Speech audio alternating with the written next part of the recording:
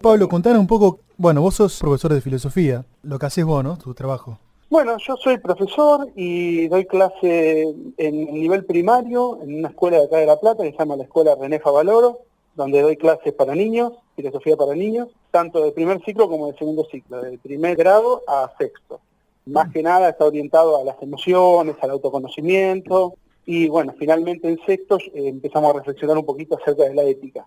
Después, en el secundario, trabajo en una escuela llamada Colegio Secundario La Plata, NEA, y doy clases de construcción de la ciudadanía y proyectos de investigación en ciencias sociales. En la UNLP participo de un proyecto de investigación. Tratamos de ver o de entender qué consecuencias tiene la teoría de la evolución, sobre todo en el campo de los estudios sobre el comportamiento, qué implicancias tiene para la lógica, para pensar cómo razonamos el ser humano, cuál es la forma que comúnmente razona, y ver qué implicancias tiene eso para la normatividad, para ver si se puede establecer una teoría normativa acerca del razonamiento, cuál es el buen razonamiento. Y también, desde el punto de vista ético, lo mismo, cuál es el bagaje ético natural con el que nosotros venimos, que por ahí compartimos con otros animales, como por ejemplo la empatía, el altruismo, si el altruismo tiene algún tipo de raigambre biológico, si lo compartimos con otros animales o no, y si se puede establecer algún tipo de normatividad a partir de eso, o si se puede fundamentar algún tipo de norma en el campo social, en el campo ético. Pasar de por qué actuamos así a cómo debemos actuar, de algún fundamento de por qué deberíamos actuar de una manera y no de otra. Me comentabas ayer que querían hablar un poquito acerca de cuál podría llegar a ser la utilidad de la filosofía o una mirada filosófica sobre lo que viene pasando, sobre la pandemia, ¿verdad? A partir de eso yo me puse a pensar, bueno, vos me contaste que ya estuvieron hablando acerca de la postura de Zizek, de Byung-Chul Han, que son dos visiones contrapuestas, ¿viste? Por un lado tenemos a Zizek diciendo que el capitalismo tal como lo conocemos va a desaparecer o va a cambiar, y por el otro lado Chung Han dice que al contrario, que se va a ir hacia un individualismo mayor, hacia un capitalismo más salvaje. Pero yo pensaba, recordando un filósofo norteamericano que se llama Daniel Dennett, que él dice que una función que tiene la filosofía, que no se sabe bien qué es la filosofía, qué función tiene, pero si le podemos encontrar una, dice, es la capacidad de hacernos preguntas, de hacernos buenas preguntas, lo cual no es fácil, hacerse una buena pregunta, cuestionar el mundo de manera interesante, de manera productiva, no es fácil. También recordaba a otro filósofo llamado Charles Peirce, un texto que se llama La fijación de la creencia, que él contrapone la duda a la creencia. Y dice que la duda primero no nos la pueden instaurar desde afuera. Siempre es un problema que nosotros tenemos y que nos afecta y que nos atraviesa. En este caso puede ser esta situación de pandemia que estamos viviendo y que nos atraviesa a todos, desde un campesino en el norte hasta el rey de Inglaterra. Es algo global, a todo ¿verdad? El mundo, claro, sí. Y dice, bueno, que en ese estado de duda estamos inquietos y queremos pensar, queremos tratar de resolver ese problema. Y esto lo compara con la creencia, que es un estado donde cesa el pensamiento para él. Tenemos una creencia y bueno, ya con esa creencia vamos al mundo y operamos en el mundo con esa creencia. Entonces yo pensaba que si hay una función importante de la filosofía en este momento, es tratar de mantenernos en un estado de incertidumbre, por más que nos cueste mucho, por más que sea algo difícil, que estemos todo el tiempo buscando información en las redes, en la televisión. Yo pensaba más que nada que estaría bueno, o que sería interesante, o que la filosofía podría aportar la idea de que tenemos que estar hoy en día más alerta y dudar un poco más acerca del mundo que nos circunda, ¿verdad? ¿Y por qué pensaba esto yo? Bueno, yo lo pensaba en relación a la siguiente idea, si se quiere, filosófica, los siguientes conceptos. Veo que en general la gente toma la pandemia como una cosa muy excepcional, algo que ya va a pasar, algo que es contingente, ¿verdad? Estamos atravesando esta contingencia. Y eso parece ocultar, o parece entrañar la idea de que el mundo social y el mundo en el que vivimos, las relaciones sociales y culturales que tenemos, son relaciones naturales, que siempre van a ser así y que son permanentes. La pandemia es contingente, nuestro mundo es permanente. Cuando pase la pandemia, vamos a volver a ese estado anterior, permanente, en el que ahora todos queremos volver, ¿verdad? Pero eso lo que oculta es la realidad de que en realidad todo es contingente. Las relaciones sociales son contingentes también. Las relaciones culturales, económicas, son de una manera, pero pueden ser de otra. Y es muy probable que luego de esta pandemia sean de otra manera, que ya no tengan la misma naturaleza o la misma forma que antes de la pandemia. El cambio que estamos teniendo en nuestra forma de vida, ¿no modificará esa forma de vida capitalista, consumista, más allá de los intereses de los sectores económicos concentrados, de los intereses de determinados países con determinadas corporaciones y demás? ¿No puede haber un cambio de estructura de base? Yo creo que es muy probable que lo haya, porque muchas veces uno se pregunta por qué tal o cual manifestación o revuelta social no cambia la forma del mundo o la forma de las relaciones económicas. Y quizá una respuesta de eso sea porque son demasiado atomizadas y en realidad la realidad económica es más global. Entonces, en una realidad tan global, tal o cual protesta o tal o cual levantamiento en un país u otro no termina de afectar a todo el conjunto. Pero esto es algo que está afectando a todo el conjunto. Entonces, muy probablemente cambien un montón de estructuras. Toda la introducción que yo venía haciendo acerca de lo contingente y lo permanente, lo traía a colación para hablar acerca de quizá un tema que no está tan presente en el debate público hoy en día, que es el tema de las relaciones de poder o las relaciones de poder y vigilancia que se van a establecer de ahora en más. Bueno, Michel Foucault tiene un libro que se llama Vigilar y Castigar, donde él habla de una pandemia en una ciudad francesa del siglo XVIII, donde a raíz de la pandemia se regula la entrada, la salida de las personas de la casa, bueno, algo muy similar a lo que estamos viviendo hoy en día, ¿no es cierto? Y él pone el ejemplo de esa pandemia como el ejemplo de la sociedad disciplinaria y cómo esas estructuras de disciplinamiento, de vigilancia, de castigo, de examen, se han instituido en otras instituciones sociales, como puede ser la cárcel, la fábrica, la escuela, el hospital, el psiquiátrico. Entonces, cómo una situación imaginaria de pandemia, o en este caso una real, instituye formas de poder reales en la sociedad. Entonces, la pregunta que a mí me gustaría hacerme en relación a esto que venía hablando acerca de hacernos preguntas, es decir, yo pienso que la ciudadanía tiene que estar atenta a qué tipos de instituciones nos va a dejar la pandemia, hasta qué punto la ciudadanía, que ahora está atemorizada por la pandemia, empieza a entregar libertades, permitir más control, ciberpatrullaje, biocontrol, control del cuerpo en algunos países, tomando la temperatura, como la ciudadanía en este momento, que parece completamente razonable y lo es, va entregando ciertas cuotas de libertad que van a determinar instituciones a futuro. Cuando la pandemia haya terminado, esas instituciones o esas formas de poder van a persistir. Byung-Chul Han dice algo que a mí me pareció súper interesante, que es que hoy en día nosotros, a raíz de la pandemia, nos ponemos súper punitivistas. Queremos que el Estado castigue con toda la fuerza a aquel que viola la pandemia. Entonces, por ejemplo, si ves al chico ese que venía de la costa con una tabla de surf, todo el mundo en las redes sociales, no, que lo maten, que lo metan en canas, que lo metan preso y demás. En este contexto parece razonable que el Estado nos cuide y el Estado se ocupe de hacer cumplir la cuarentena. Pero hay que ver después, una vez que esto haya pasado, qué queda de todo esto, ¿no es cierto? ¿Qué instituciones quedan? ¿Qué democracia nos queda? Hoy en día, por ejemplo, está el Congreso cerrado, en varias partes del mundo lo mismo.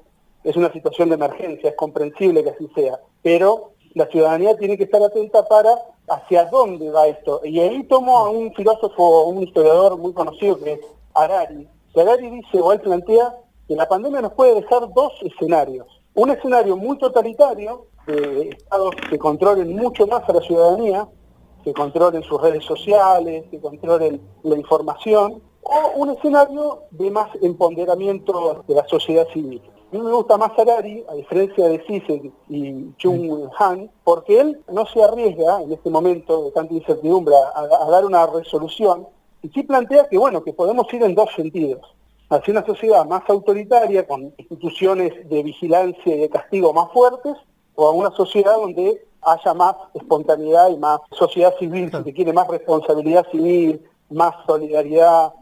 Lo que estaba diciendo en cuanto a las protestas, claro, hace, no sé, 50, 60 años se pensaba que se podía bajar a la Casa Blanca o en este caso a la Casa Rosada con Mauseres y tomar el poder. Y bueno, claro, ya se dieron cuenta que no, que ahí no había gente que laburaba nada más ahí, que el poder no está ahí, no está en las instituciones físicas, digamos. Entonces ahí se complejiza el problema, ¿no? Porque el poder no es un lugar donde vos vas y lo tomás. Salvo que sea una sociedad muy autoritaria, una dictadura que lo tenga concentrado, bien concentrado, como pasó, por ejemplo, en la Rusia de la Revolución Rusa, Claro, bueno. donde, tomaron el castillo, tomaron el poder porque el poder se concentraba efectivamente ahí, o en la Francia de Luis XVI. Pero en las sociedades modernas el poder está más diseminado en la sociedad, ¿verdad? Los orientales, chinos, japoneses y demás, están acostumbrados a una conducta más autoritaria del Estado. Allá dicen, no sale nadie, no sale nadie. Las sociedades occidentales somos distintas en ese sentido. ¿Qué iguala, qué empaga la pandemia en esto? Yo creo que lo que pone en manifiesto es la necesidad de una cooperación a nivel global. Si vos te pones a pensar, por ejemplo, las estrategias de Donald Trump, que fue desestimar la pandemia, decir es el problema chino, poner en manifiesto siempre, primero América, y finalmente terminó un nacionalismo que terminó siendo, como dice Harari, primero, pero en caso de contagiados, terminó afectándolo y mucho. Yo ahí pienso un poco como lo que dice Harari, que lo estuve leyendo últimamente, como es un problema global, no nos van a servir los nacionalismos y cerrarnos, sino al contrario, la cooperación.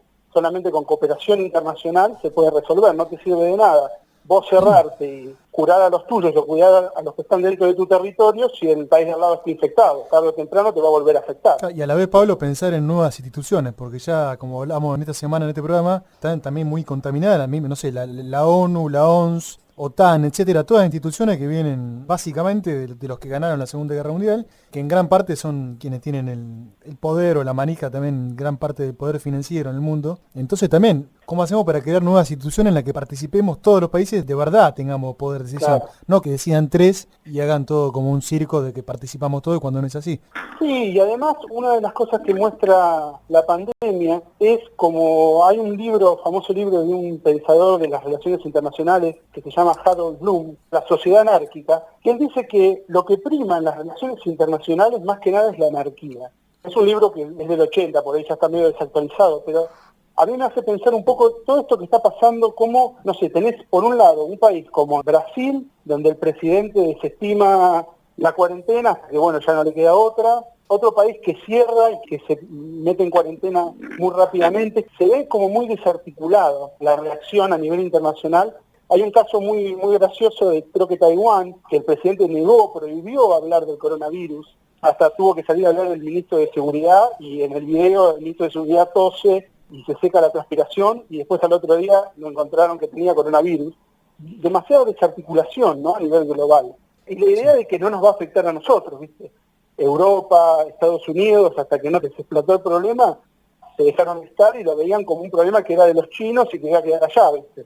Esto no tiene que ver con lo que planteábamos hace un ratito, esto no tiene que ver con el sistema, con el capitalismo. Jimmy Carter hace unos años atrás había dicho que uno de los problemas de Estados Unidos es que en vez de dedicarse, comparándolo con China, ¿no?, que en vez de dedicarse, por ejemplo, a hacer ferrocarriles que tengan tren bala por todo Estados Unidos, se dedicaban a hacer guerras por todo el mundo. Porque era la manera de mantener la economía y de mantener todo así. ¿No tiene que ver con el sistema, esto que estamos hablando, con el capitalismo en definitiva, que es la forma de vida en la que estamos? Sí, puede tener que ver con el sistema de producción, por un lado, y también hay que ver qué implicancias tiene para los sistemas políticos, ¿no? Por ejemplo, una de las cosas que a mí me gustó también de Harari es cómo en algunos países los líderes, como por ejemplo Donald Trump o en otros países también, han llevado estrategias dentro de su mismo país de confrontación con la mitad de la población. Yo total, tengo la mitad más uno, gano las elecciones. Entonces, cómo poner dentro de los mismos países, confrontar contra otras fuerzas políticas. Y hoy en día esa estrategia está completamente nula, porque vos hoy en día necesitas el 100% de la población que te apoye. No te sirve que la mitad haga la cuarentena y la otra mitad no la haga. No. Todos tenemos que alinearnos en algún punto, tenemos que seguir esas directivas del Estado, ¿no?, de lo que el Estado nos dice. Pero bueno, eso puede tener implicancias también en libertades políticas, libertades democráticas, que uno va a ir entregando necesariamente en esta situación de crisis y que después para mí van a conformar, tanto a nivel global como a nivel nacional, diferentes estructuras o instituciones nuevas, instituciones completamente diferentes, porque si vos te pones a pensar, la situación de cuarentena, tal como la estamos viviendo ahora, no se puede sostener en un tiempo. Se puede sostener un tiempo más, pero va a llegar un momento que va a ser inviable económicamente que toda la gente quede en su casa. Y eso va a ser reemplazado en algún punto, por lo que estuve viendo y leyendo, por otros mecanismos de control, por mecanismos de control que tengan que ver con, por ejemplo, en algunos países, geolocalización de las personas, ver si vos estás infectado, en qué lugares anduviste.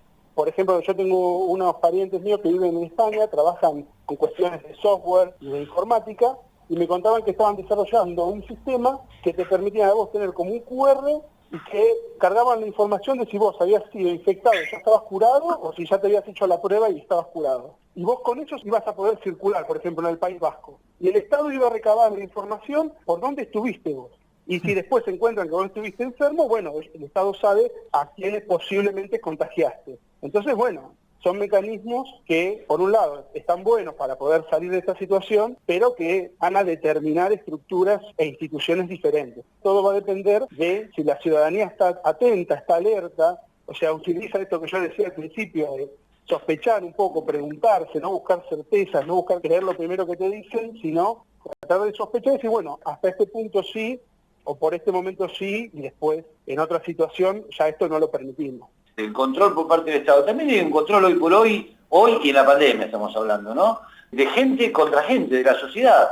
Ayer, 2 pibas pasan caminando por una calle acá de Bahía cualquiera y de adentro de una casa le dicen, quédate adentro. La respuesta que le dieron, una de las pibas, es, ¿qué te pasa, pelotudo? Estoy yendo a comprar, necesito comer. Es decir, estamos llegando a otros extremos en que te pueden denunciar porque saliste a comprar. Es decir, algo está cambiando y esto puede ser muy peligroso, creo yo, ¿no? En un libro muy famoso de Albert Camus, no sé si conocen ese filósofo, tiene un libro famoso que se llama La peste. Sí. En un momento el personaje principal dice, me di cuenta que la peste no la tenían solamente los que estaban enfermos, sino Claro. que la teníamos todos estábamos en algún punto infectados por esa peste. Dice que había 2 tipos de enfermedades, la biológica, en este caso el COVID, y él dice que había otra más que era una espiritual. Y él se daba cuenta cómo pedía que expulsen de las ciudades a los enfermos, que los maten, que los alejen. Y dice, bueno, eso también es parte del problema. Y eso me hizo pensar mucho acerca de todo lo que está pasando, incluso con los médicos. No sé si vieron que los mismos vecinos le piden que no vuelvan a su casa. Sí. Bueno, se establece una especie de psicosis donde todos empezamos a ver como normal y racional cosas que en otra situación no lo serían para nosotros. Por ejemplo, que se utilice la fuerza de manera desmedida contra una persona porque viola la cuarentena, porque está en un lugar que no debe o demás. Eso parece razonable, ¿no?, en ese momento. Pero bueno, hay que ver cuál es el límite de eso. Muy 1984 también, pensaba, hablando del libro. Tiene un parecido a esa distopía de, esperemos nunca llegar ahí, ¿no? Donde ya la gente está encerrada y tiene su televisor que no se puede apagar, personal, en la novela, ¿no?, de George Orwell. Y además toda la gente es botona, digamos, del partido. Si vos haces algo que no está con el partido, te denuncian y te mata el propio partido, digamos, ¿no? Habla un poco también de eso. Eso que decís es tal cual y me hace acordar a, por ejemplo, hoy en día sale una ley, o hay una ley de que te pueden multar, penar, o hasta pena de prisión si vos difundís noticias falsas sobre el coronavirus. Y de vuelta, no es que sea irracional, parece muy razonable, digamos, si de cualquier persona le preguntase, incluso a mí, yo te diría, bueno, está bien, hay que tratar de impedir a toda costa que se distribuya información falsa sobre el coronavirus, no en este momento. Pero eso después va a seguir manteniéndose. Antes del coronavirus había salido un documental de Netflix muy bueno, que se llama Nada es privado, ¿verdad? Donde mostraban como una empresa, Cambridge Analytica, recababa información de usuarios de Internet para armar campañas políticas, en particular el caso del Brexit en Inglaterra. Bueno, vos fíjate que hoy en día estamos todos en Internet, trabajamos desde Internet, nos comunicamos, tenemos la comunicación con nuestras familias por medio de Internet. Y todo eso sigue, toda esa manipulación de información, recabación de información, sigue estando ahí. No es que eso cesó. Claro, de hecho, Pablo, tampoco es algo nuevo lo que estamos hablando, justamente vos lo estás diciendo antes, este control y todo esto venía ya de antes de la pandemia, que venía cada vez peor, digamos, el tema pero que te espíen con el tema de Zoom ahora, que es lo que se utiliza muchísimo para las conferencias de muchas personas, denunciaron como 2.000 violaciones o 200.000 violaciones a la privacidad de las personas, es decir, con respecto a lo que puede venir. Toca muchos aspectos. Todo vuelve sobre esta idea que yo les comentaba, que a mí me parece que es hasta dónde vamos a legitimar eso. Vieron que en el libro Leviatán de Hobbes habla de que en un estado de naturaleza, para Hobbes, todos nos mataríamos entre nosotros, sería una guerra de todos contra todos, por lo tanto alienamos nuestra violencia y se la damos al Estado. ¿Cuánto se dé de tu libertad también, no? Claro. Entonces nosotros decimos, bueno, solamente el Estado puede usar la violencia de manera legítima, ¿verdad? Y nosotros vamos a decidir cuánto vamos a legitimar esa violencia. Bueno, ahora en este estado de excepción vamos a legitimar mucho más. O sea, vamos a permitir, por una cuestión de miedo, por una cuestión de prudencia, de de querer terminar con esto rápido, vamos a legitimar cada vez más que haya una intromisión en nuestras cuentas personales de internet, que tengamos que pedir una autorización para salir o no salir de nuestra casa, que se suspenda el Congreso, que se suspendan los instrumentos de la democracia. Lo vamos a permitir porque parece razonable en este momento. Pero yo creo que a futuro va a terminar configurando nuevas instituciones, nuevas redes de poder, como vos decías, distintas, diferentes. Quizás nosotros vamos a volver a una cotidianidad, ojalá, ¿no? Ojalá, de vernos con nuestras familias y demás, pero esas redes de poder y estas instituciones van a haber cambiado, van a ser distintas, posiblemente, ¿no? Esto no es ser futurología ni ser un iluminado, pero yo creo que hay que estar atento a eso. De hecho, Pablo, sí, no, de hecho, esos mecanismos que nombrás vos, lo hemos visto a lo largo de toda la historia, qué sé yo, sin ir más lejos, acá en la dictadura se aprobaban muchas cosas también por el miedo, ¿no? Se saca el enemigo externo, el huevo de la serpiente, como otro día hablamos de la película, ¿no? Alemania. ¿Cómo llegaron los nazis? ¿Cómo pasó todo lo que pasó? Y no fue casualidad. Se fue armando, la gente le mete en medio, lo va armando, y terminan pasando este tipo de cosas. De alguna manera también, esos mecanismos, esas cosas siguen vigentes. O el caso del terrorismo, ¿no? También va a actuar, que se usa mucho para sacar estados de excepción y demás. Claro, eso se usa, atentado de falsa bandera. Determinadas fuerzas políticas, o como quieras llamarlo, de algunos países, con servicio de inteligencia hacen atentados que son hechos por ellos mismos, autoatentados. Para poner un ejemplo, en España, ahora que nombraste España, hay algunos atentados que los han hecho ellos mismos para después justificar otras acciones, o Estados Unidos. Claro. No, los malos son los señores de turbantes, hay que atacar a Irak, por ejemplo. Claro, sí. Bueno, en este caso, ponerle que pongan de excusa el COVID para vigilarte hasta cuando vas al baño, ¿viste?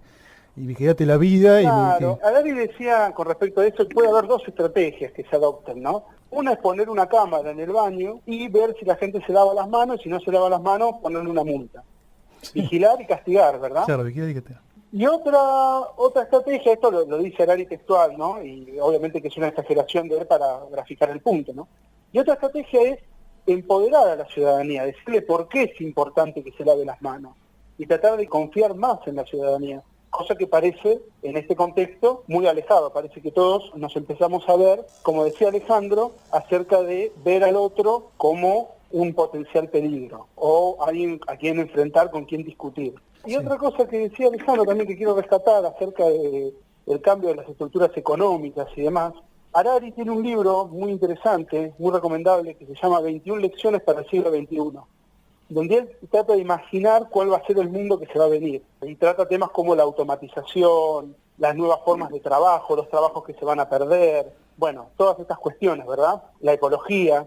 Ahora parece que en el plano económico o en el plano de los cambios que se van a venir se está acelerando mucho más esto. Todos estos cambios se van acelerando. Sí. Por poner un ejemplo, nosotros en la escuela teníamos plataforma virtual y año a año nos veníamos capacitando, tratando de incorporar herramientas virtuales, ¿verdad? Pero a un proceso más lento, si se quiere. Ahora, de un día para el otro, estamos todos dando clases online. Todos esos procesos se aceleraron muchísimo. Es cierto que decís, y esto es ahora y por el momento, porque la desigualdad es que hay en un país como la Argentina, para que la gente tenga acceso a Internet, que acá es carísimo, yo creo que hace casi imposible una educación para todos. Es imposible, porque hace un rato decíamos, el gobierno está armando a través de distintas instituciones y de los estados bolsones para llevar comida a la gente. Nos piden que de la casa hagamos teletrabajo, que los pibes puedan usar la computadora para hacer las tareas o los laburos que le dan, y además el entretenimiento. En un país como el nuestro, en la mitad del mundo, o más de la mitad del mundo, parece imposible. A no ser que hablemos de margen, ¿no? Que 3.000 millones de personas quedan al margen, y hagamos un mundo para 3.000. Es tal cual lo que vos decís, acentúa muchísimo más las desigualdades, por supuesto. Y se ven, son desigualdades que ya existían, pero ahora se ven bien claras, se ven mucho más profundas. La pandemia muestra cosas también, nos muestra cosas, como yo les planteaba, ¿viste? Nos muestra la anarquía global que existe en cuanto a la toma de decisiones, nos muestra esta cuestión que dice Alejandro de las desigualdades, que quizás no se veían tan patentes, por ejemplo en el plano de la educación, y hoy en día son hiperpatentes. Si un chico no tiene la computadora, no se puede educar. No puede estudiar. De hecho, va a tener una diferencia abismal con un chico que la tiene. Volviendo, Pablo, a lo que decías vos de cómo se implementaría esto, no sé qué opinás vos ahí, pero Me parece quizá que se está haciendo de una manera mucho más limpia, por decirlo de una manera más psicológica, con ingeniería social, etcétera, que a la fuerza. O sea, van a terminar haciendo que la gente misma se lave las manos. Porque esto es simplemente un ejemplo. Después, en realidad, estamos hablando de temas más amplios. Que la gente misma busque su propia prisión y haga que los demás lo cumplan. En ese sentido, lo que tenemos, me parece, que tener cuidado de cómo te manipulan mucho más sutilmente de lo que uno cree. No es que te van a... Y ni hablar que además sirve la estrategia de división, por algo sirve también, volviendo a lo que decíamos hoy, para que cuanto más divididos estemos, más difícil es que podamos hacer algo al respecto, podamos tener una estrategia de respuesta a todo eso. ¿Cómo haces si estás dividido? Sí. Yo creo que una de las cosas que muestra la pandemia es esta desarticulación que tiene la sociedad y los pocos mecanismos de control que tiene la sociedad frente a sus gobernantes. Yo me imagino, no sé, un brasileño en Brasil con Bolsonaro diciendo no, la cuarentena no hay que cumplirla, van a morir muchas personas, pero bueno, ese es el costo que vamos a asumir. ¿Y vos qué podés hacer? Si no lo articula el Estado, ¿quién lo articula? En una sociedad tan desarticulada, el entramado social me refiero, ¿no? Tan poca capacidad de reacción ante eso. Por supuesto que hay mecanismos institucionales, y yo creo que fue la Corte Suprema de Brasil la que le prohibió a Bolsonaro levantar la cuarentena, pero por suerte existen algunos mecanismos institucionales algo, claro, democráticos, ¿no? Pero sí, yo creo que muestra eso, y bueno, no sé, Yun Chun Han dice que vamos a una sociedad mucho más individualista, ojalá que no sea el caso, y que podamos confiar en la capacidad que tenemos de articularnos y de buscar soluciones más democráticas, sin lesionar tanto las libertades de las personas, las libertades individuales, ¿no? Que no tendamos a sociedades más autoritarias. Por nuestra parte, lo único que podemos hacer en ese sentido es tratar de comunicar como dijiste vos, me parece eso interesante, que estemos atentos y que no comamos cualquier cosa que venga, ¿viste? Consumir y nada más. En ese sentido, bueno, hay que tratar de estar con los ojos abiertos, ¿viste? Despiertos. Yo creo que una cosa que tenemos positiva, a favor, digamos, es que hoy en día está tan descentralizada la información a partir de Internet, que bueno, que podemos estar hablando de esto, por ejemplo, nosotros en este espacio, que está buenísimo, que ustedes habilitan ahí en la radio, y en otros espacios también, y se pueden poner en manifiesto estas cosas. Eso me parece súper importante y que es algo que un poco de optimismo a uno le... Sí, la parte buena de alguna manera, claro, para no ver todo tampoco oscuro, en ese sentido, ¿verdad? Hay muchas más posibilidades que hace unos años no era impensable. Además para abrir los ojos en que guarda, porque esto que está pasando ahora con la pandemia, lo que está pasando con los controles y demás, nos puede llevar a una forma de vida absolutamente diferente y negativa de acuerdo a cómo estamos viviendo, ¿no? Es decir, guarda con nuestros derechos adquiridos, ¿no? Que tanto votaron también. Para terminar quería decir una cosa que me gustó mucho, que escuché de un historiador argentino que se llama Daniel Balmaceda, para terminar con una nota optimista, ¿no? Él dice que después de la peste negra vino el renacimiento en la humanidad. Esperemos que ese sea el caso de esto, ¿no? Que venga una etapa, luego de esto venga una etapa de crecimiento y de mayor creatividad de la humanidad, ¿no? Y que no se pierdan esas libertades civiles que tenemos, que no las entreguemos tan fácilmente. Por lo menos que no las entreguemos acríticamente. Comparto totalmente la línea de pensamiento, pero no puedo dejar de reconocer que el mundo está manejado por, ¿cuánto? 10, 15, 20. Hay que ver también qué pasa en el mundo con esos 10, 15 o 20, ¿no? Que como sociedad mundial, digo, cómo podemos dar vuelta un poco a esta historia. Está complejo. La pandemia los afecta, esos 10, 15, 20, los afecta tanto como al que menos tiene, así que estamos todos adentro. También como, no me acuerdo bien quién lo decía, en el 80, planteando una forma de respuesta, hablaba de infección sistémica de alguna manera. Es como si vos le peleas de frente a un tigre y te va a morfar. Y haciendo un paralelismo también con lo del virus, ¿no? Infectar el sistema con una posibilidad de esperanza, de vida, de alguna manera. Pablo, te agradecemos muchísimo. Un gusto, Pablo. Estuvo buenísimo, muchas gracias. Un gusto a ustedes, muchísimas gracias por tenerme en consideración y llamarme, me encantó. Te mando un abrazo. Nos encantó la charla a nosotros también. Abrazo, Pablo. Hasta luego.